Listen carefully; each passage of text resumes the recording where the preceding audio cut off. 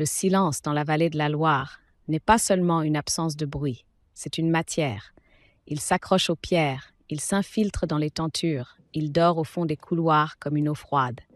On croit y entendre le château respirer, mais ce n'est qu'un vieux bâtiment qui conserve tout, les pas, les secrets et les noms qu'on n'ose plus prononcer. Je m'appelle Isabelle, j'ai 72 ans. On m'a longtemps appelée Madame, comme on appelle une institution. Il y a des titres qui vous tiennent debout quand l'amour se retire et qui vous empêchent de vous asseoir quand la fatigue arrive. Depuis la mort de mon mari, je vis ici, seule au milieu de la beauté. Je sais ce que cela provoque chez les gens. Cette idée qu'une femme âgée entourée d'œuvres d'art et de vignes n'est pas une femme, mais un coffre. Un coffre qu'on finit toujours par vouloir ouvrir. Le matin, je commence par la roseraie. C'est mon rituel. Les roses, en hiver, ont l'air de s'excuser d'exister. Leurs tiges sont plus dures que la saison, et leurs pétales, oui, leurs pétales ressemblent à des promesses trop tardives. Je taille, je nettoie, je parle parfois à voix basse, pas pour me consoler, pour me rappeler que je suis encore là, que mes mains savent encore faire quelque chose de précis. Ce jour-là, l'air sentait la terre humide et les feuilles mortes. Le jardinier avait laissé les outils contre le mur, comme s'il avait fui. Je me suis penchée sur un rosier aux fleurs fanées et j'ai vu, au bout de l'allée, Claire, ma belle-fille. Claire, impeccable, comme toujours. Une silhouette droite, des cheveux parfaitement lissés, un manteau clair qui semblait ne jamais rencontrer la boue. Elle avançait comme on marche dans un musée, sans toucher, sans s'abandonner, les yeux déjà en train de classer. Ses talons ne s'enfonçaient pas. Ou alors, c'était elle qui refusait d'être retenue par la terre. Elle m'a saluée avec cette voix douce, polie, presque tendre, le genre de tendresse qui ne coûte rien. « Isabelle, vous êtes déjà dehors ?» J'ai souri, un sourire court, celui qu'on réserve aux personnes qui posent des questions pour ne pas dire ce qu'elles pensent. Je n'ai jamais aimé rester enfermée. Elle s'est approchée, a posé sa main sur mon bras, geste parfait, à la bonne distance, une caresse sans chaleur. Je l'ai laissé faire. J'ai appris avec les années que résister trop tôt donne des idées. Derrière elle, par les hautes fenêtres du grand salon, j'apercevais l'intérieur. Le feu presque éteint dans la cheminée, les fauteuils trop grands, les tableaux accrochés comme des témoins. Des natures mortes, des portraits, des scènes de chasse. Des toiles qui ont traversé des guerres et qui pourtant tremblent devant une seule chose, l'avidité calme d'une personne qui sait attendre. Claire a jeté un regard vers la façade, puis vers les fenêtres, puis encore vers la galerie. Un regard rapide, une habitude. Elle ne regardait pas le château comme un lieu, elle le regardait comme un inventaire. J'ai vu ses yeux s'attarder, une seconde de trop sur une peinture flamande, un peu sombre, très chère, puis sur une autre. Puis sur la porte qui mène à la salle des coffres, là où l'on garde les archives, les actes, les choses signées. Je me suis redressée lentement. Mon dos protestait, mais je n'ai pas montré la douleur. Dans ce genre de maison, la faiblesse devient un bruit et les prédateurs entendent très bien. « Votre fils est encore à Paris ?» a-t-elle demandé. Elle disait « votre fils » comme si je n'étais pas sa mère, comme s'il n'était pas son mari, mais un pont entre elle et moi. Un pont qu'elle surveillait, qu'elle consolidait ou qu'elle menaçait parfois de faire sauter. « Oui » ai-je répondu, « il travaille. » Claire a hoché la tête comme si elle comprenait, mais elle ne comprenait jamais le travail. Elle comprenait la possession. Le travail pour elle n'était qu'un moyen. Elle a suivi mon regard vers les roses. Je sentais déjà ce qu'elle allait dire. Elle avait toujours une phrase prête, une phrase emballée dans de la compassion. « Vous devriez vous ménager, à votre âge. » À votre âge, c'était pas un conseil. C'était une clé qu'elle essayait dans une serrure. Une façon de vérifier si la porte allait céder, si la vieille femme allait accepter d'être rangée sur une étagère avec les objets fragiles. Je me suis penchée à nouveau, j'ai coupé une rose morte et je l'ai tenue un instant entre mes doigts. Elle était froide, presque sèche. On aurait dit un morceau de papier brûlé. « À mon âge, » ai-je dit doucement, « on ne se ménage pas, on choisit. » Claire a souri, un sourire large, brillant, un sourire de vitrine. Mais ses yeux se sont serrés une fraction de seconde, comme si elle venait de se cogner contre quelque chose d'inattendu. Le vent a traversé la roseraie. Les branches ont frémi. Et moi, au milieu de tout cela, j'ai senti une chose très simple, très claire, s'installer en moi. Ce château n'était pas seulement ma maison. C'était un champ de bataille silencieux. Et Claire n'était pas venue pour prendre le thé. Elle était venue pour compter ce qui allait bientôt, dans son esprit, lui appartenir. Je l'ai laissée marcher à mes côtés vers l'entrée. Le gravier crissait sous mes pas sous les siens, comme si la terre, déjà, savait qui elle devait retenir et qui elle laisserait filer. Dans le vestibule, les plafonds étaient si hauts qu'on pouvait y perdre une prière. Les portraits de famille regardaient, immobiles, nos deux silhouettes, la veuve et la belle-fille, la gardienne et la prétendante. Claire s'est arrêtée devant un tableau, un portrait ancien de mon mari. Elle a posé ses doigts sur le cadre, juste au bord, juste assez pour prétendre à l'émotion. « Il vous manque », a-t-elle soufflé. Je me suis tenue droite, j'ai regardé le visage peint et j'ai pensé « Il me manque, oui.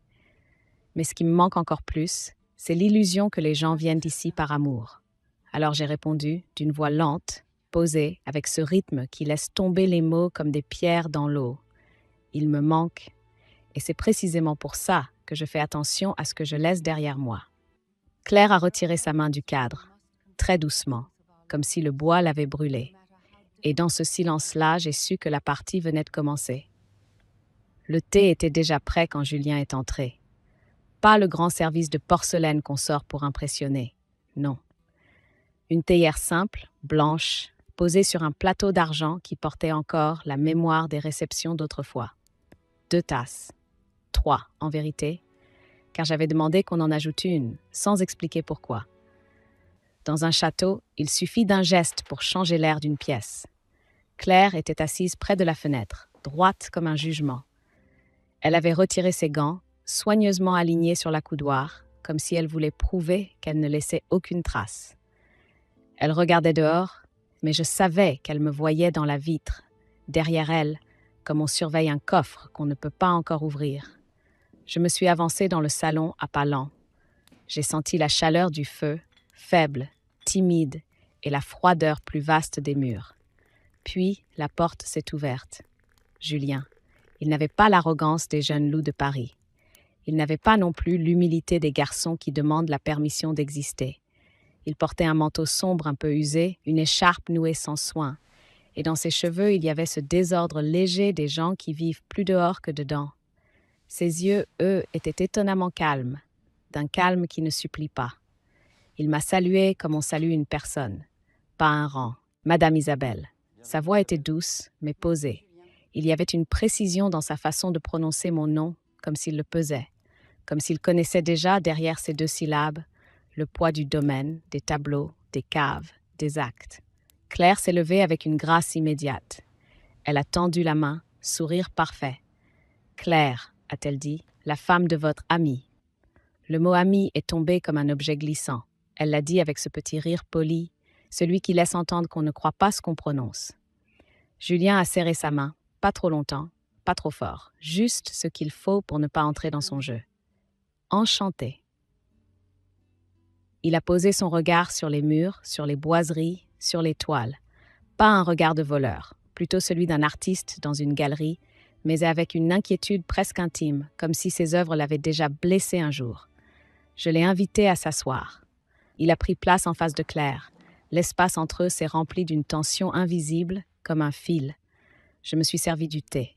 Le liquide ambré a coulé, régulier, et j'ai aimé ce son, parce qu'il était le seul à ne pas mentir. Julien, je vous ai parlé de Claire. Elle connaît la maison, elle la protège. Claire a légèrement incliné la tête, acceptant le compliment comme un dû. Puis elle a fixé Julien, avec cette douceur aiguisée qui coupe sans saigner. « Vous êtes antiquaire ?» a-t-elle demandé. Julien a souri, un sourire très léger. « Je restaure, je recherche, je conseille parfois. » Pour des collections privées? Pour des familles qui ont peur de perdre ce qu'elles croient posséder. La phrase a glissé, tranquille. Claire a cligné des yeux. Elle a dû hésiter. Était-ce une politesse ou une pointe? Je l'ai observée sans rien dire. Je connaissais ce visage, celui d'une femme qui calcule, qui range les gens dans des cases. Utile, dangereux, insignifiant. Et Julien ne rentrait pas facilement. Je me suis penchée vers lui comme une vieille dame qui veut simplement être tendre. Pourtant, je savais que chaque geste était une scène. Je vous ai dit que Julien est devenu mon confident. J'ai laissé un silence juste assez long pour que Claire l'entende comme une provocation. Le feu a craqué, un petit bruit sec, la cuillère de Claire a heurté sa soucoupe, à peine, mais je l'ai entendu. Un tremblement qu'elle n'avait pas prévu. Alors j'ai fait ce que je n'avais jamais fait devant elle. J'ai posé ma main sur celle de Julien. Ce n'était pas un geste d'amour, pas un geste de désir. C'était un geste de pouvoir et de liberté. La main d'une femme qui dit « Je suis encore vivante et je choisis mes alliances ». Claire a souri, toujours. Mais ses yeux se sont assombris. Et dans ce salon trop grand, au milieu des portraits qui nous fixaient, j'ai senti la première fissure. Pas dans le château, dans la certitude de Claire. Quelques heures plus tard, la maison avait repris son calme, mais c'était plus le même calme. C'était un calme après une phrase qu'on ne peut pas oublier. Claire avait quitté le salon avec sa politesse habituelle, en laissant derrière elle une odeur de parfum et de menace. Julien, lui, s'était éclipsé sans bruit, comme s'il connaissait déjà les couloirs.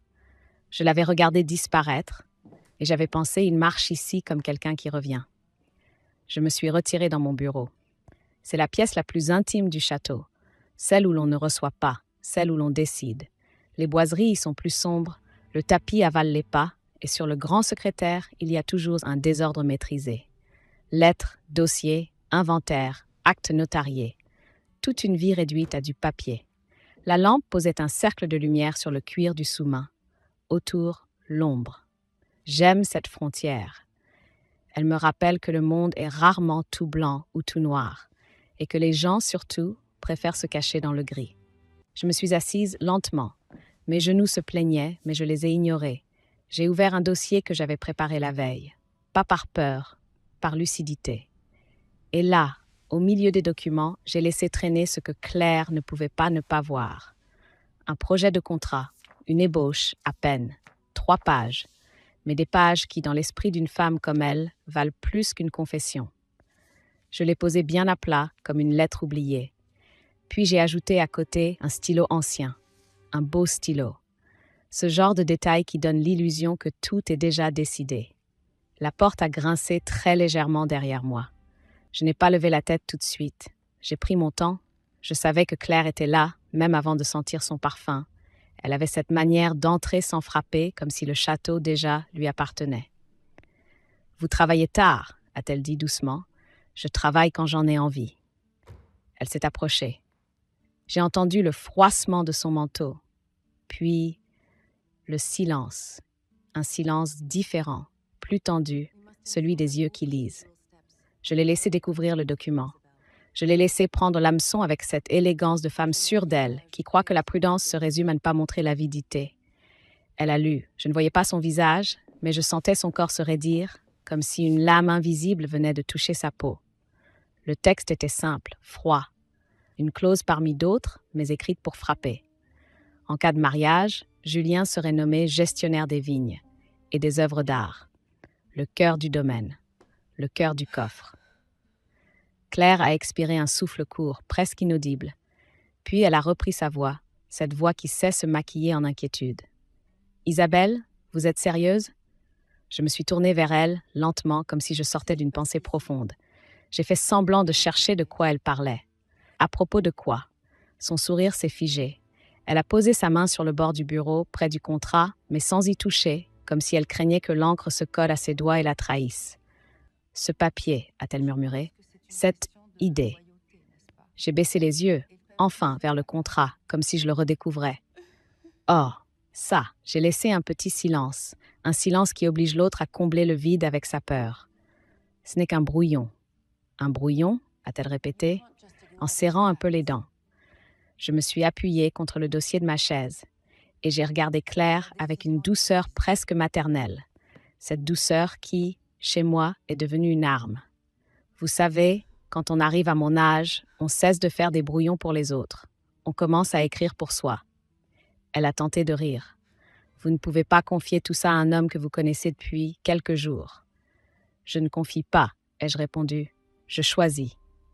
Et là, pour la première fois depuis des années, j'ai vu quelque chose passer sur son visage. Pas de la colère, pas encore. Une panique pure, une peur sans maquillage. Elle a reculé d'un pas, puis elle s'est redressée trop vite comme une actrice qui se rappelle qu'elle est sur scène.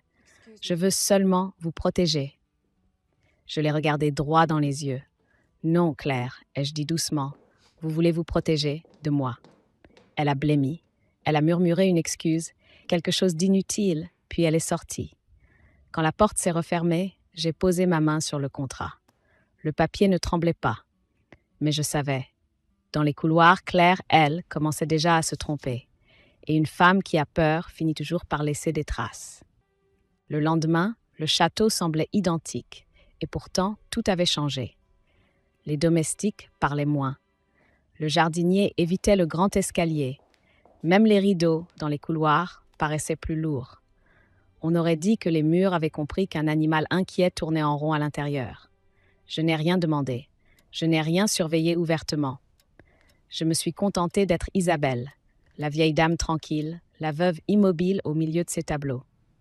C'est un rôle que je connais par cœur. Il suffit de ralentir les gestes, de laisser les silences s'étirer, et les autres se trahissent. Dans l'après-midi, je suis descendue vers la bibliothèque. C'est une pièce qu'on visite comme on visite une église, avec un respect un peu forcé, parce qu'on sent qu'on pourrait y être jugé. Là, l'air est plus sec, chargé de cuir, de poussière fine et d'encre ancienne. Les livres ne sont pas seulement des livres, ils sont des preuves. Julien était là, assis à une table, penché sur un ouvrage relié. Il tournait les pages avec cette délicatesse des mains qui savent restaurer. Il ne m'a pas regardé tout de suite. Il a attendu que je m'approche, comme s'il voulait me laisser l'initiative. « Elle bouge », ai-je dit. Il a relevé les yeux, un léger sourire. « Oui ». Je me suis assise en face de lui.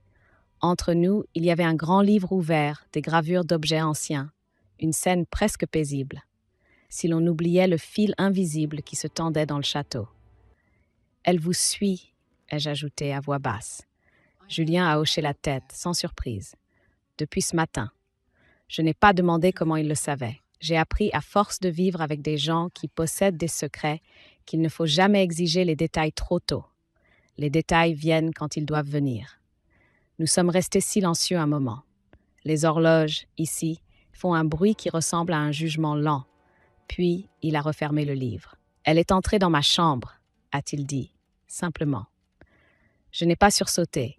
Je n'ai pas joué l'indignation. Je me suis contentée de respirer doucement et de regarder la bibliothèque comme si je cherchais un titre.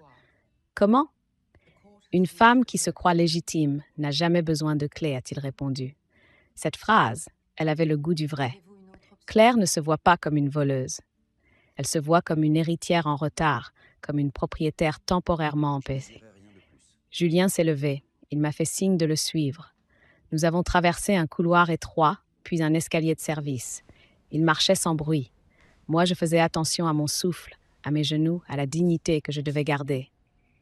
Chaque marche était une note. Sa chambre se trouvait dans une aile plus froide, plus simple.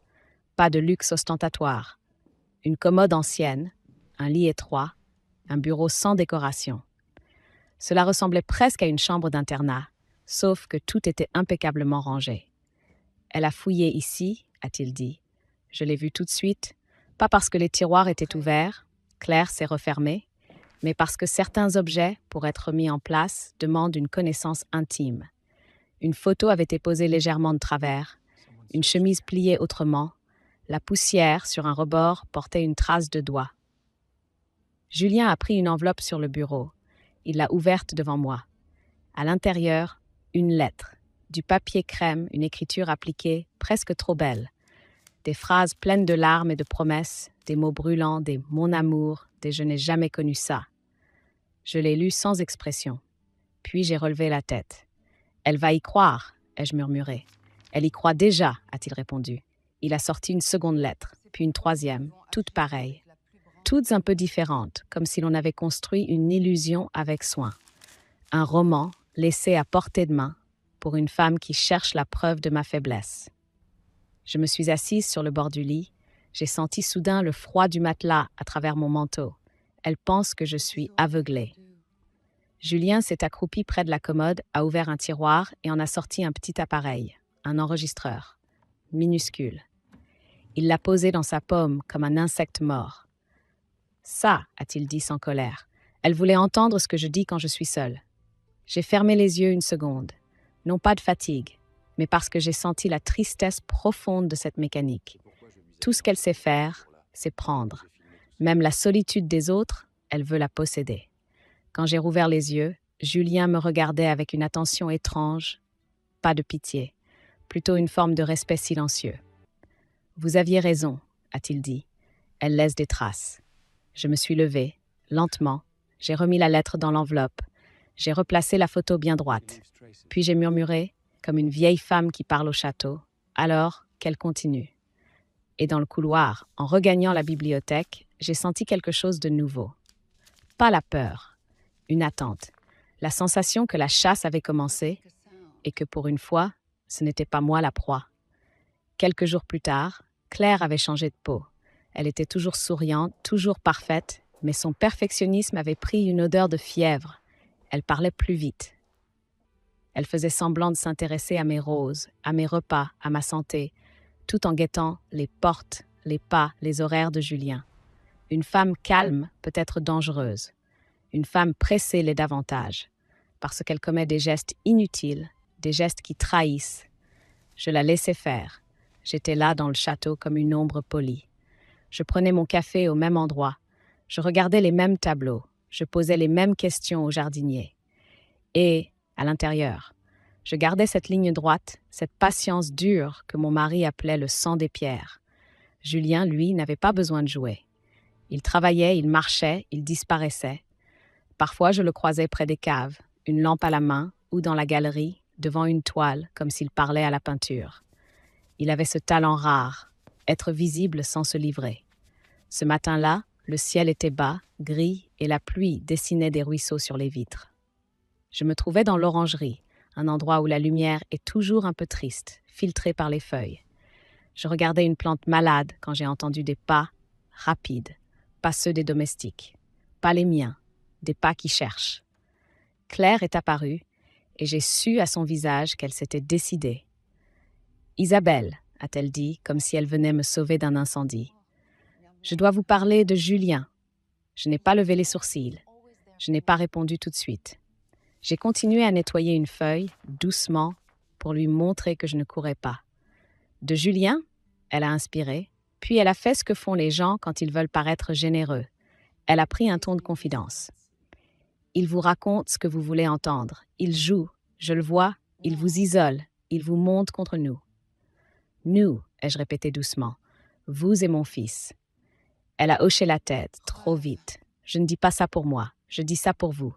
Pour votre patrimoine. » Voilà, le mot était sorti, comme un verre qui se brise. Patrimoine. Pas vous, pas votre bonheur. Le patrimoine, l'aveu involontaire. J'ai posé la feuille. Je me suis tournée vers elle. Et que proposez-vous, Claire ? Elle a hésité une fraction de seconde.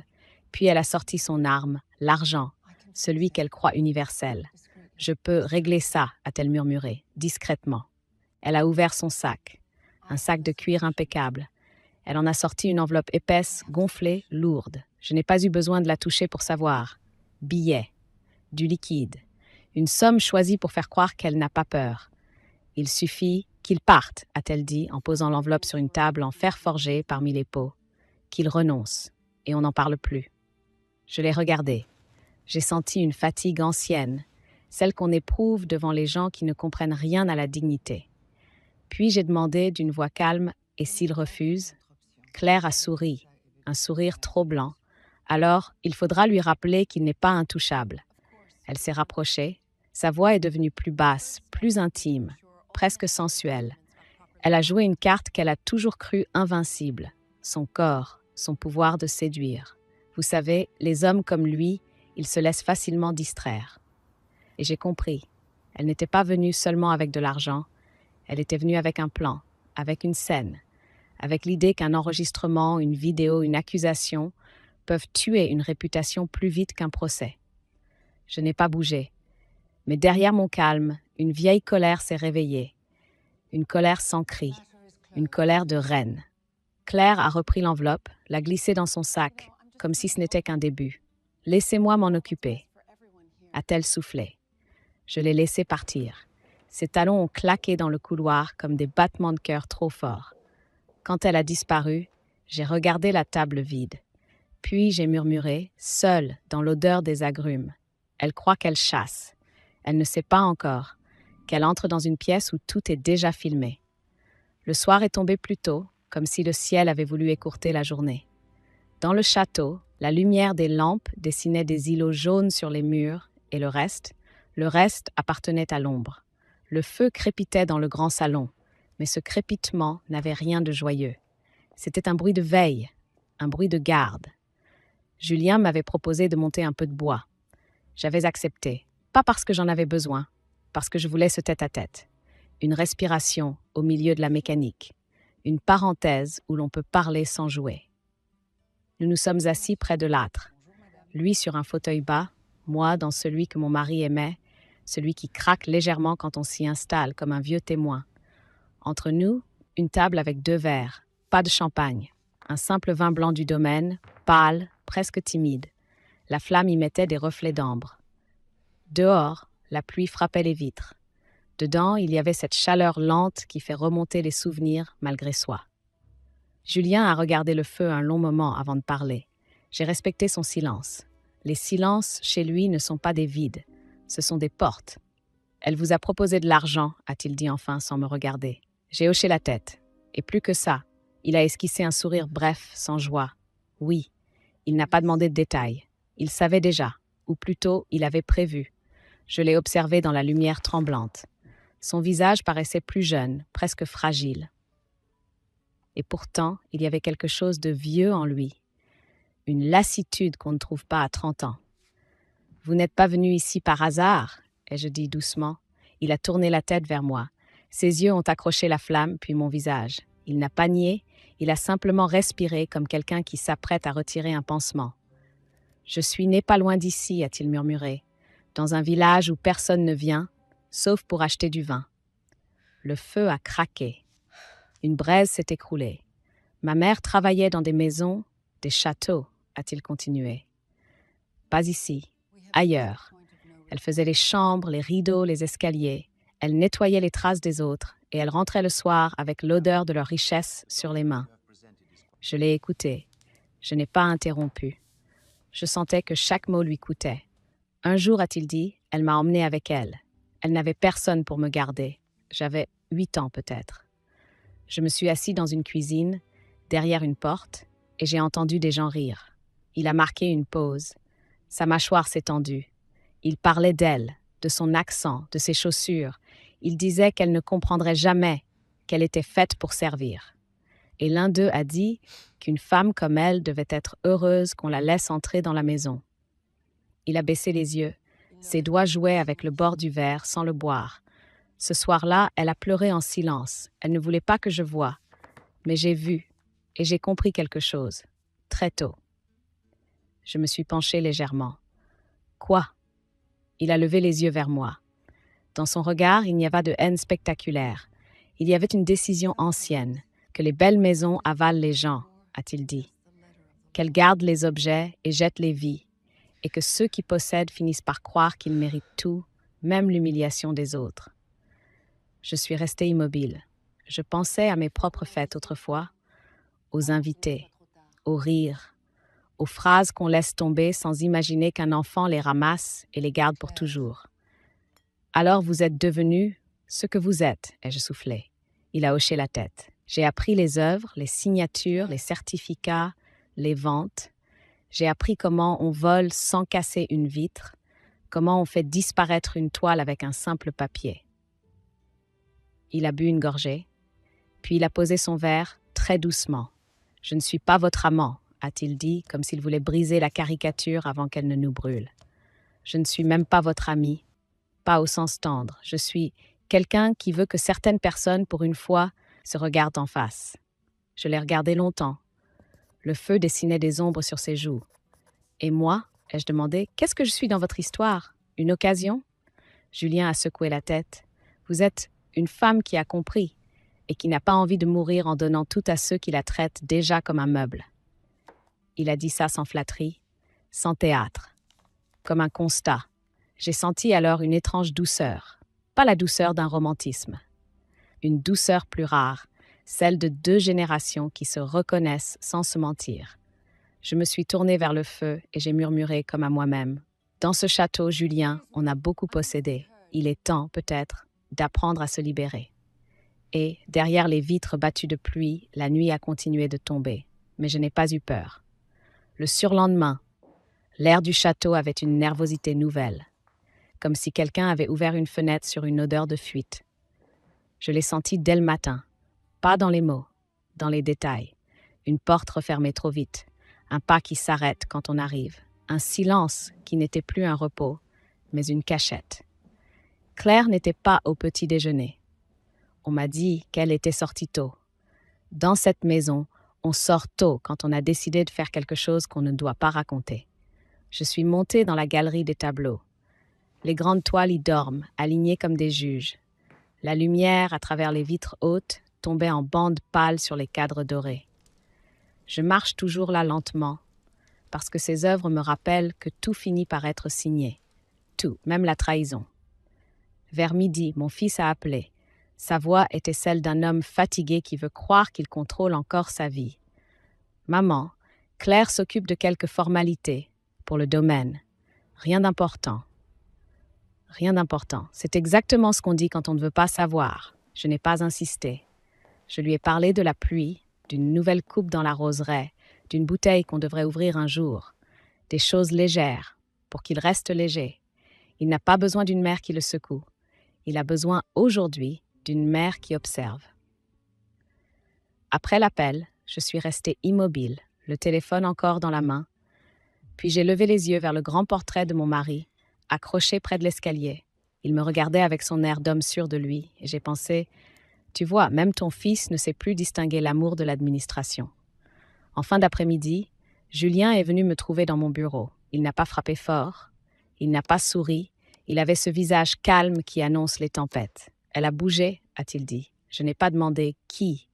Ici, on sait toujours de qui on parle. Comment? Il a posé sur mon sous-main une copie imprimée. Une simple feuille. Mais cette feuille avait l'odeur des catastrophes propres. Une offre de vente. Une toile majeure de la collection. Une œuvre que mon mari aimait montrer parce qu'elle faisait taire les invités. Une signature au bas du document. Une signature que je reconnaissais mieux que la mienne. Celle de mon fils. Je n'ai pas eu besoin de loupe. Je l'ai vu tout de suite. La légère rigidité du trait, le rythme faux, la pression trop égale.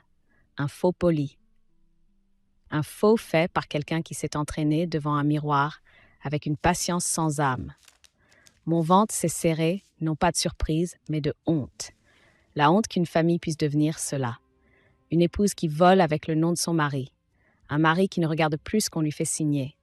Et moi, au milieu, réduite à être la dernière barrière.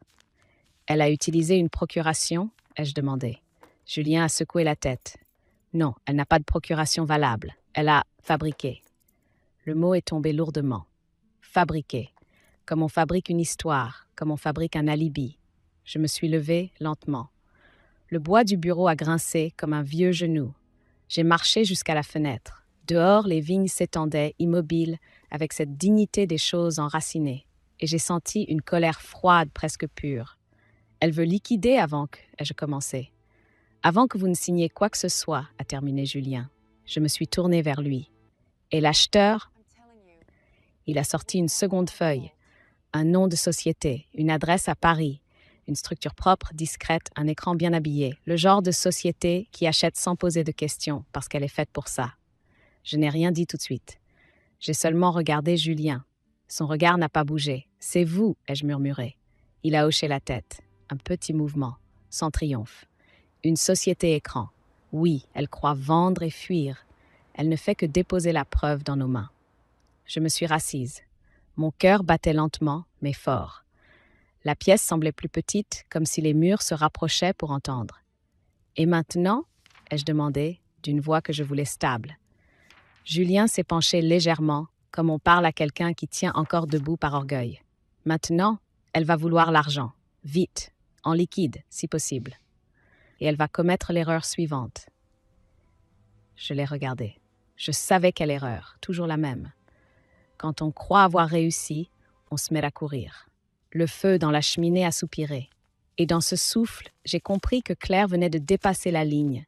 Pas seulement celle de la morale, celle du pénal.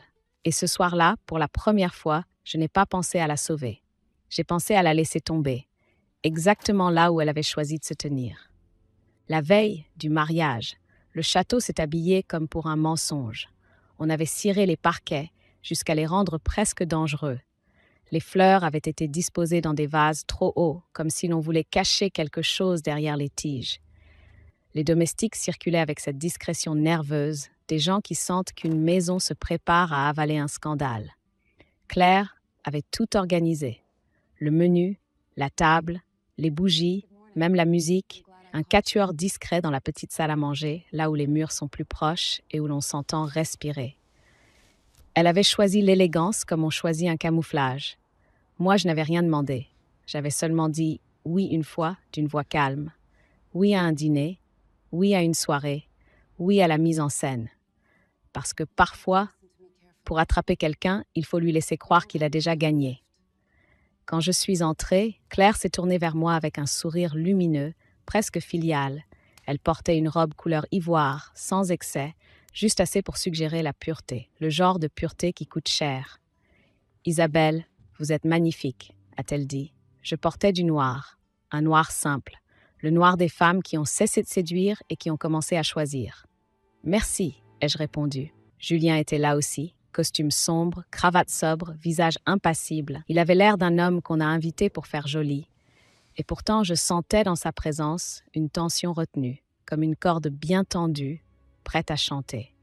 Mon fils est arrivé en dernier, essoufflé, le regard un peu fuyant, comme s'il s'excusait d'être là sans comprendre pourquoi. Claire l'a embrassé avec cette tendresse programmée qui rassure les hommes faibles. Il s'est assis, docile. La table brillait. L'argenterie renvoyait la lumière des bougies, et dans ce reflet, parfois je voyais le visage de Claire, dédoublé, tremblant, comme une vérité qui tente de sortir. Le repas a commencé. Les premières phrases étaient légères, presque ridicules.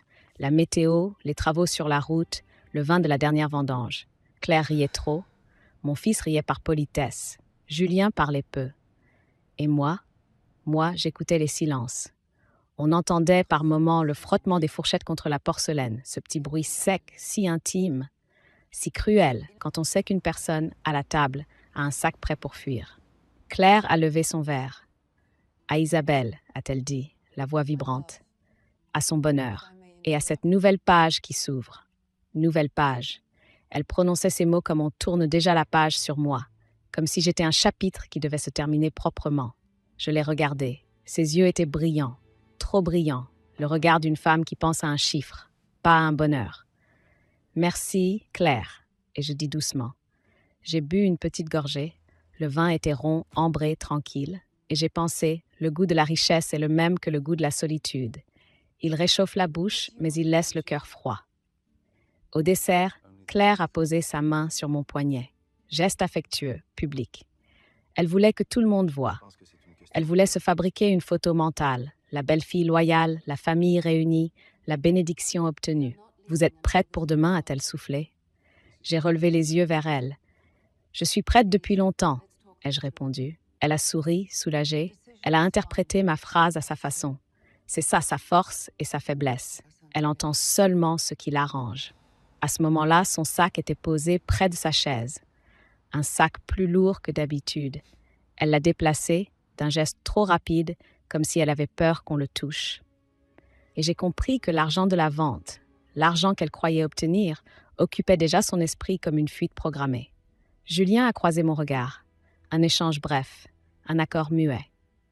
Le quatuor jouait une mélodie douce, presque ancienne. Et au milieu de cette musique, au milieu de ces sourires fabriqués, j'ai senti le masque de Claire se fissurer, non pas à cause d'un mot, mais à cause d'une impatience. Elle voulait finir vite. Elle voulait le lendemain. Elle voulait la signature, le papier, l'enveloppe et la route. Alors je me suis redressée légèrement.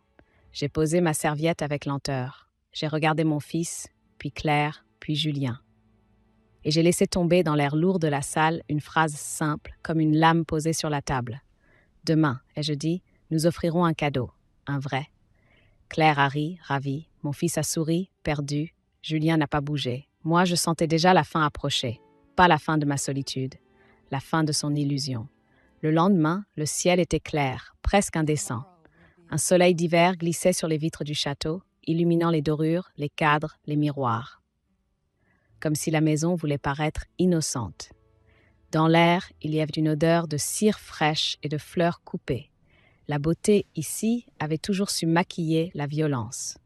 On avait préparé le petit salon, celui qui donne sur la terrasse. Une table, des chaises, un plateau d'argent. Rien d'une cérémonie officielle, rien d'un grand théâtre, mais assez pour que Claire se sente au centre. Assez pour qu'elle puisse raconter plus tard qu'elle était là, qu'elle a tout fait pour. Claire est entrée la première. Elle portait une robe claire, presque trop sage. Ses cheveux étaient tirés en arrière. Elle avait ce visage de femme qui va signer quelque chose et qui s'imagine déjà le tenir. Mon fils est arrivé juste derrière. Il avait mis une veste qu'il ne porte jamais, comme un costume d'excuse.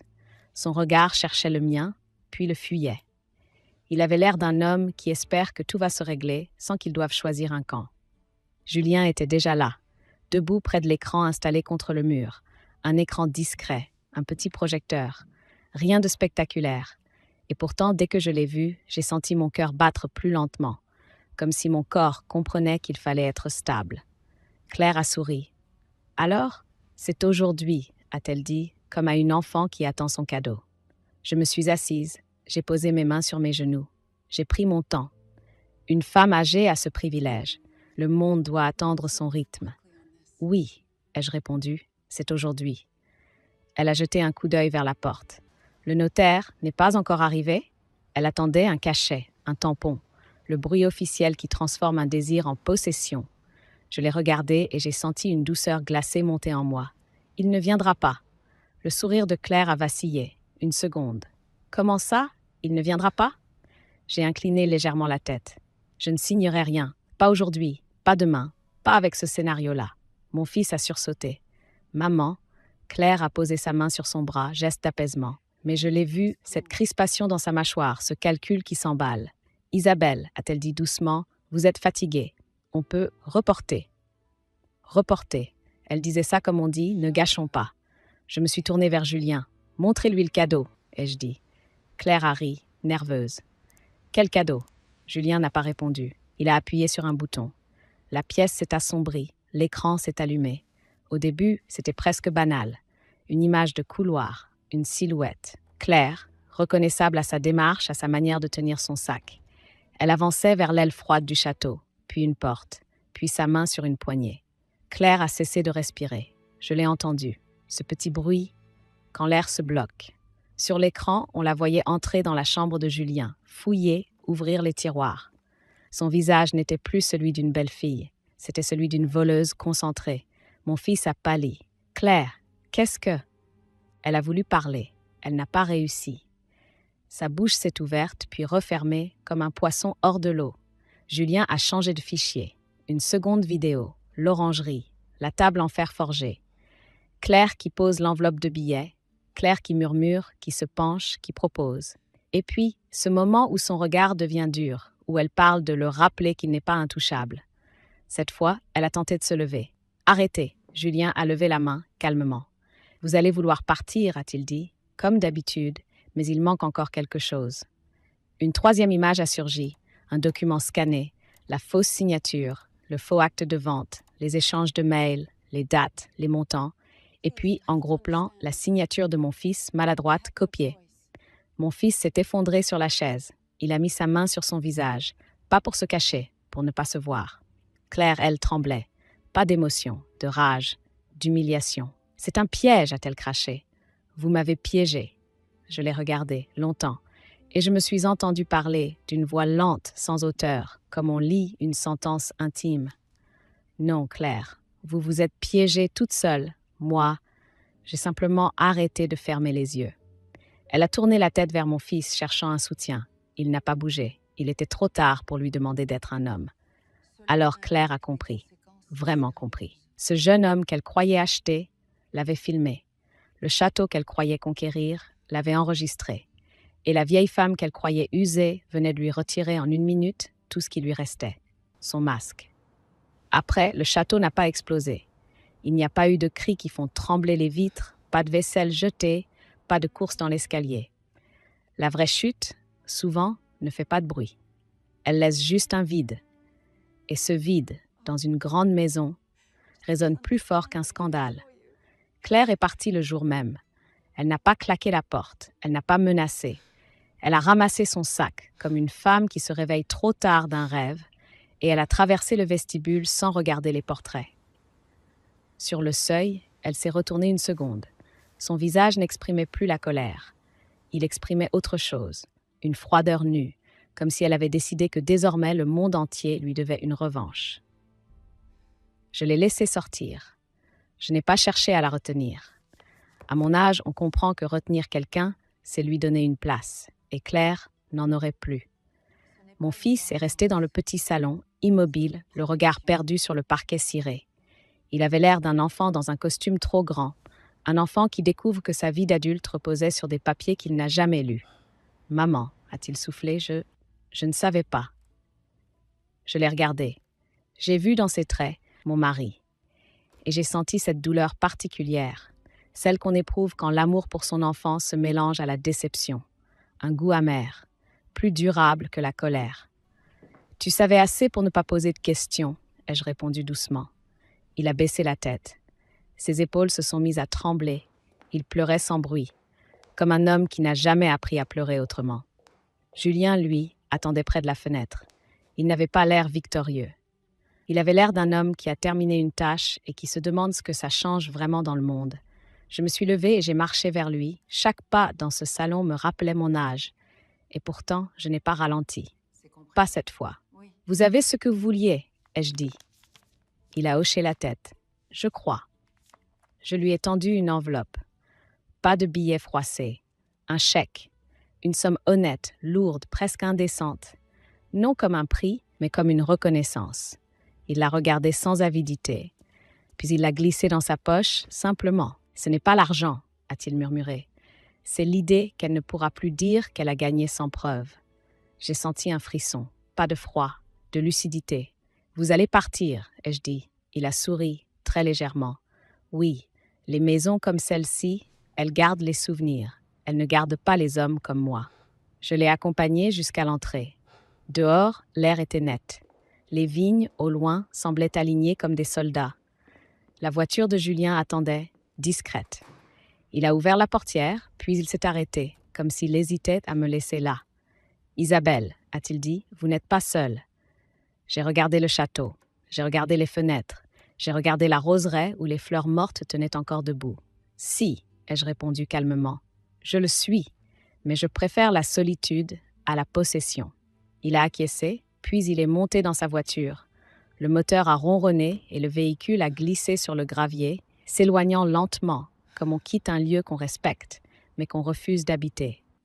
Mon fils s'est approché derrière moi. Je l'ai entendu avant de le voir. Il a fait un pas, puis un autre. Et soudain, il s'est mis à genoux sur les dalles froides. « Pardon », a-t-il murmuré. Je n'ai pas posé ma main sur sa tête. Je n'ai pas dit « ce n'est rien », parce que ce n'était pas rien. Je suis restée debout, face au jardin. Le soleil déclinait et sa lumière faisait briller les vitres comme de l'or fatigué. Je suis entrée seule dans la salle à manger. J'ai pris un verre. J'y ai versé un vin ambré, celui qu'on garde pour les moments où l'on ne fête pas, mais où l'on survit. J'ai porté le verre à mes lèvres. Une gorgée. L'alcool a chauffé ma gorge. Et j'ai senti dans cette chaleur une liberté étrange, lourde, silencieuse, presque triste. Je n'avais pas perdu mon domaine. Je n'avais pas signé de mariage. Je n'avais pas cédé. J'avais simplement compris une vérité que personne n'aime regarder en face. On peut protéger un empire et rester, malgré tout, une reine sans royaume. Il y a des histoires qui ne parlent pas seulement de trahison, mais de lucidité. Cette histoire-ci rappelle une chose simple et douloureuse. Le plus grand danger ne vient pas toujours de l'extérieur, mais de ceux qui se sentent déjà propriétaires de nos silences, de notre fatigue, de notre âge. Elle nous apprend qu'aider n'est pas céder, aimer n'est pas se dépouiller, et que la vieillesse n'est pas une faiblesse, mais parfois une dernière liberté. Isabelle ne gagne pas par la vengeance, ni par l'argent. Elle gagne par une décision, ouvrir les yeux à temps et ne plus se laisser définir comme un bien transmissible. Et vous, avez-vous déjà senti que quelqu'un attendait votre chute avec un sourire poli? Avez-vous déjà confondu protection et contrôle, amour et possession?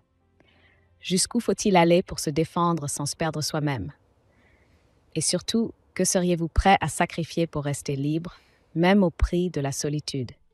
Si cette histoire a réveillé en vous un souvenir, une blessure ou une prise de conscience tardive, écrivez-nous. Racontez-nous votre propre histoire de vie, celle qui mérite d'être entendue, transmise, respectée. Votre témoignage peut devenir, à son tour, un récit pour ce programme. L'adresse email est indiquée juste en dessous dans la description. Parfois, partager son histoire, c'est déjà reprendre possession de soi. Where is he? Where's the boy? There he is. Hi, baby. You sulking? He's sulking for some reason now. Okay, who's here? Who's here? Oh, that's it. It's Law and Haggis. Hello. I watched Sentimental Value last night. Is that a new film? Has it come out or is it an older one? I did not go watch Project Hail Mary, and I also didn't watch The Martian the other night because I ran out of time. I'm trying to show you guys Chewie, but he's in a bit of an awkward spot. Came out last year. What's it about? Oh. There we go. You can still see him now. Law, how are you? How's your Tuesday going? I love this chair too. It is a very good chair. I've got my money's worth out of it. You can do exclamation marks. Oh, there you go. Han's done it. Thanks, Han. Banger song, by the way. It's a drama targy comedy. What's a targy comedy? Tragic comedy. Is that a typo? Hi, Jake. Jake, thank you for the follow before as well. And Freya, thank you for the follow before. Sorry, I missed them. Tragic comedy. Thanks, Han. You're a good friend. Sorry, I was just on FaceTime with Amanda. I'm making my lunch, so I missed everything that was happening in chat. I made myself chicken, sausages, and eggs, and it was really good. In a burrito. I'm still reading Project Hail Mary. Hopefully I finish in time to see the movie in theatres. I wanted to go see it this week. I wanted to go see it before I picked up the dog, but I forgot that I was picking up the dog last night, so I didn't get time to go see it. So I'm hoping it's still in the cinema by the weekend. Sunday is Derby Day in Liverpool, so the cinemas will probably be quite quiet, so I might go Sunday, because I'm dropping him off on Friday. I still haven't had the courage to confirm my plans for Saturday. I had granola Greek yogurt and berries for lunch. Yum! Healthy. I've eaten pretty well today, other than the half cookie I had at my breakfast. But I also had a protein shake with lots of fruit in it. Is essential? No, definitely not. Sorry. Well, actually, someone else can answer that question, but I've not seen them. But The Martian is just his other film. They're not linked anyway. Well, they're similar energy. No, there you go. The Martian is one of my favourite films ever, though. It's not like a prequel or anything. I had a cheese toastie and Ellis did beans on toast. You don't like beans on toast, Han? We've had this conversation before about beans. You know what's really good? A beans and cheese toastie. Thank you for the 45 stream streak, Colin. It's Soraya. Is Sora okay? I hate big beans. You hate beans as well, Bando.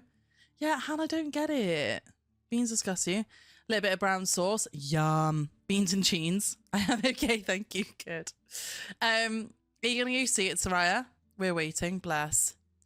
Beans only in burritos. Yeah, so much baked bean hate. Correction, I had beans and cheese on toast. Well done.